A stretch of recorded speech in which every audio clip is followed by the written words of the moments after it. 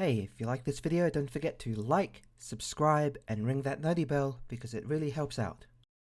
When discussing the legacy of Dreamworks animation, names like Shrek, Kung Fu Panda, How to Train Your Dragon, and even Rise of the Guardians often dominate the conversation, standing tall as commercial, critical, as well as fan-beloved titans that have helped shape the studio's brand identity. However, buried beneath the weight of these more modern classics lies ANTZ, the company's very first animated feature film, released in '98. While it made history as one of the earliest fully computer animated movies alongside Pixar's A Bug's Life, ANTZ has largely slipped through the cracks of collective memory. Overshadowed by its competitor and marred by behind-the-scenes controversies, it has become something of a relic, an artifact from a time when Dreamworks was still finding its footing. Yet to disregard ANTZ as merely a forgotten fossil would be to ignore its complex narrative DNA. Unlike the colourful simplicity of many animated films of its time, ANTZ is a surprisingly mature, rather satirical, and politically rich story, one that speaks to adult audiences as much, if not more than, to children. What sets ANTZ apart from virtually every other film in the Dreamworks canon is its unapologetic embrace of adult themes and rather philosophical introspections. Through the eyes of its neurotic protagonist Z, voiced with self-deprecating wit by Woody Allen, the film interrogates ideas of individuality, conformity, war, totalitarianism, and existential anxiety. These are not light subjects to tackle, especially within the format of a children's film, and yet ANTZ does so with a fearless intensity. It crafts a microcosmic world that mirrors the rigid hierarchies and moral ambiguities of our real-world societies, presenting its audience with a protagonist who doesn't seek to become a hero, but rather to define himself in a world that demands uniformity. This internal struggle resonates on a deeply human level, inviting viewers to contemplate the cost of obedience, the meaning of personal freedom, and the uncomfortable truth that revolutions often come with casualties. That ANTZ chooses not to sugarcoat these ideas with whimsical optimism, but instead present them with gritty honesty is a testament to its tonal ambition and intellectual daring. Even the visual and narrative choices within ANTZ reflects its mature sensibilities. The muted, earthy color palette stands in stark contrast to the vibrant hues often associated with family-friend animation, reinforcing the grounded realism of its world. Scenes depicting ant warfare are surprisingly intense, laden with an emotional weight and sudden tragedy, more akin to a war film than a children's fantasy. The antagonistic General Mandible, voiced by Gene Hackman, is not a caricatured villain, but a chillingly believable authoritarian who rationalizes genocide in the name of progress. Such complexity in character motivation and storytelling stakes is rare in animated features, especially for the 90s, but ANTZ does not shy away from the darkness of its themes. It leans into them, creating a film that is as thought-provoking as it is endlessly entertaining. In doing so, it reveals itself not merely as Dreamworks' most overlooked title, but as its most intellectually courageous and narratively uncompromising work to date. In the pantheon of Dreamworks protagonists, audiences often gravitate towards larger-than-life personalities: Shrek's gruff charm, Poe's clumsy confidence, or Hiccup's quiet heroism. Yet standing at the very beginning of this studio's legacy is Z, perhaps the most awkward, anxious, and unexpectedly relatable hero Dreamworks has ever put to screen. Voiced by Woody Allen, Z is the personification of social anxiety, existential dread, and the desire to feel seen in a world that relentlessly insists on sameness. He is not heroic in any conventional sense. He doesn't possess great strength, innate charisma, or a grand destiny waiting to unfold. What he does have, however, is a painfully human yearning to matter. That deep-rooted desire, buried under layers of self-doubt and neurosis, makes Z one of the most emotionally honest characters ever presented, not just in Dreamworks animation, but in animation as a medium. He is not the kind of protagonist who triumphs through brawn or bravado, but through small acts of defiance, introspection, and ultimately emotional growth.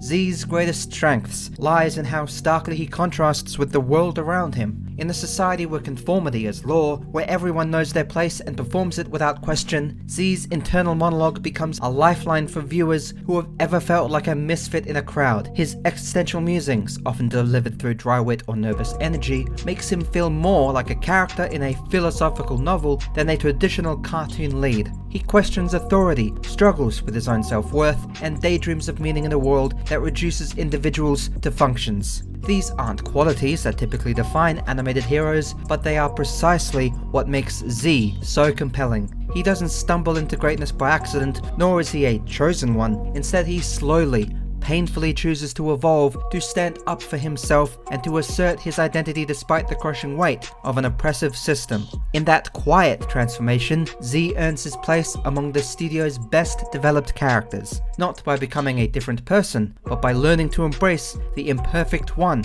he already is. It is long overdue that Z be recognized not as a footnote in Dreamworks' history, but as one of its most courageously creative choices. He is the kind of character who doesn't win over audiences through spectacle, but through familiarity. He reflects the viewer back at themselves, insecure, overwhelmed, and uncertain about where they fit in with the grand scheme of things. But he also reminds us that change, real, lasting change, doesn't come from pretending to be someone you're not. It comes from choosing to believe that your voice matters. Even in a world that tells you otherwise, Dreamworks has managed to create many heroes, including Z, that have certainly left their mark on popular culture, and Z, in particular, carries a personal resonance and quiet power forward. He is awkward, anxious, and introspective, and because of that, he deserves not just to be remembered, but to be celebrated.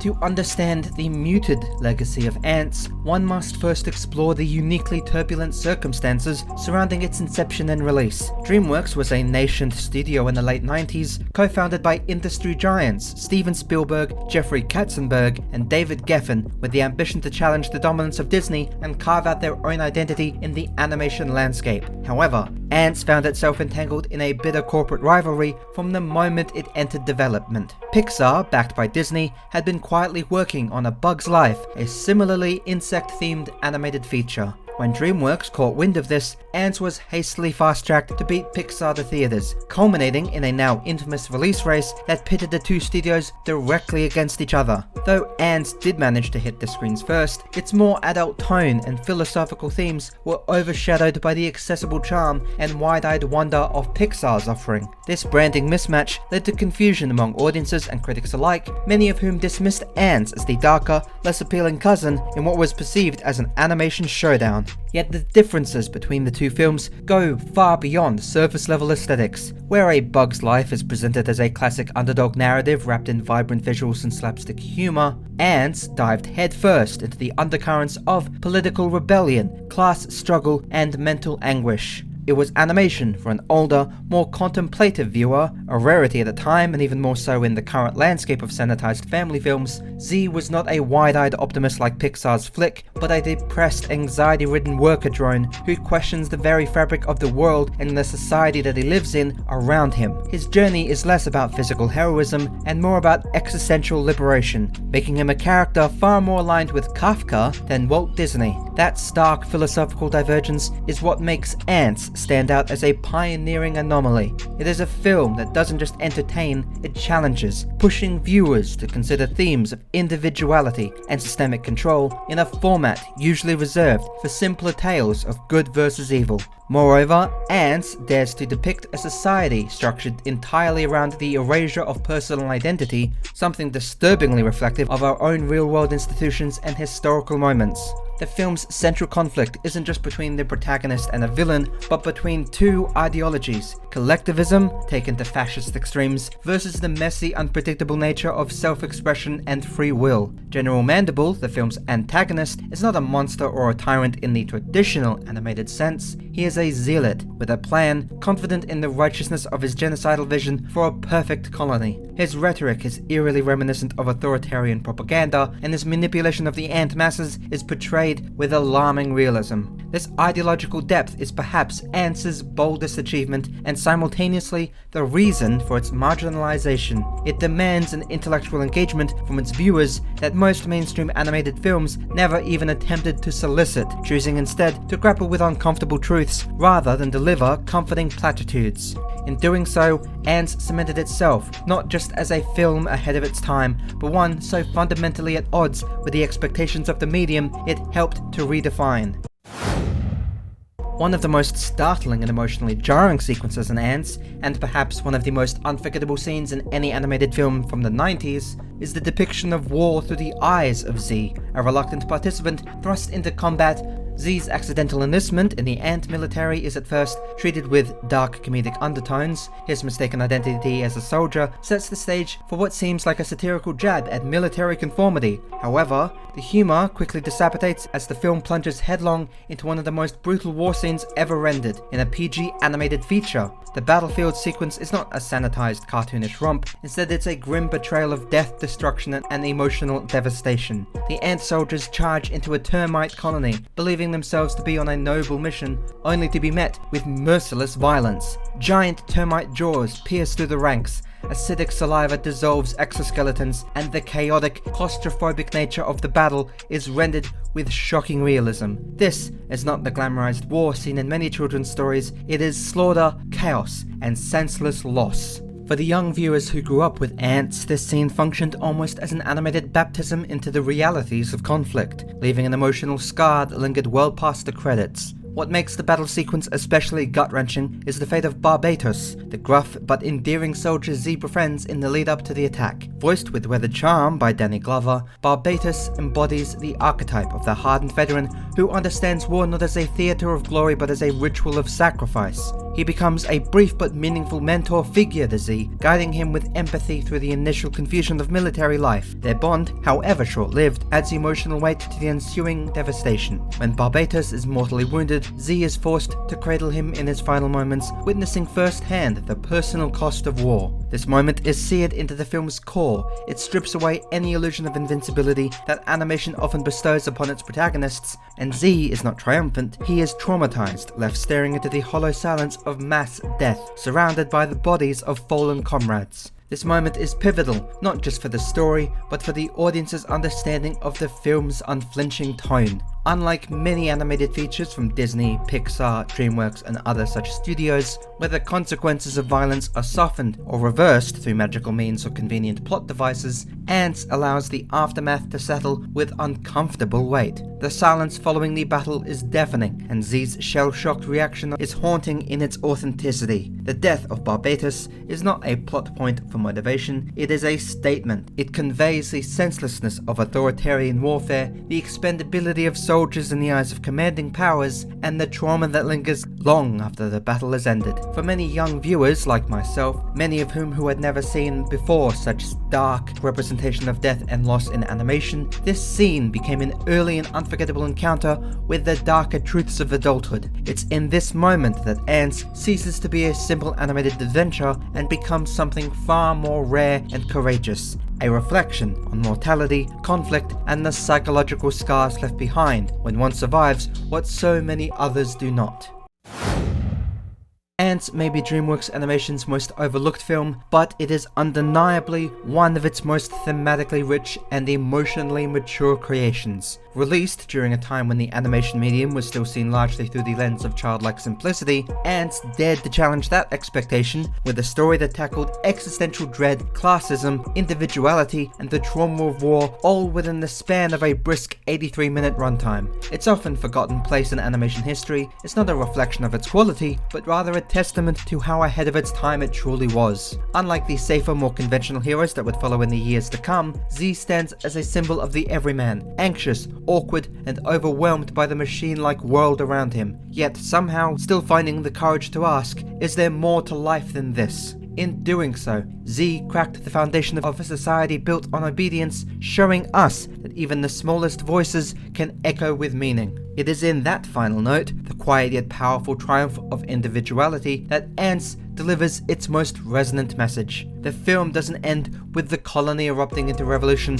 or a fairy tale happily ever after. Instead, it closes on the subtle victory of self-discovery. Z doesn't conquer the world, he redefines his place within it.